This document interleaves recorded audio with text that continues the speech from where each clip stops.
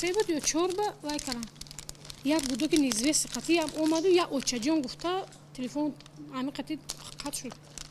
این یگانه تماس خواهران انیسه و مدینه از شوراوها بود که بعد یک شبانه روز بیدرک بودنشان از مکان نامعین به خانه زنگ زدند. والدان انیسه و مدینه روز جمعه به اداره امور داخلی مراجعت کردند که در پیدا کردنشان کمک کنند. آنها میگویند انیسه تلفن همراه داشت ولی آن از روز 13 سپتامبر خاموش است. مقامات ملیسه به تحقیق قضیه و جستجوی خواهران آغاز کردند.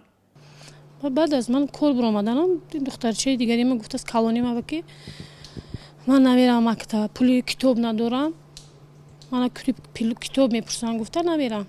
این اپای دیونگش انیسه گفته که من میبرم اینا مکتب میفهمونم معلمش با او گشتم میبیام. بعد همین ساعت 12:05 برآمدگی دیگه غیب زدم من ندیدم ایره کجا شدن.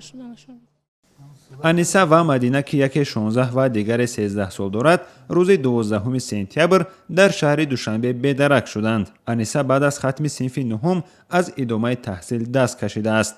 مدینه در صنف هفتم مکتب رقمی 36 میخواند. مسئولان مکتب گفتند که مدینه همیشه به درس ها سری وقت می آمد. ساکنان کوچه واسه شهر دوشنبه خانواده اشراوها را عائله خوب نام میبرند. عائله نغزن جنجالشون رو نفهمیدیم.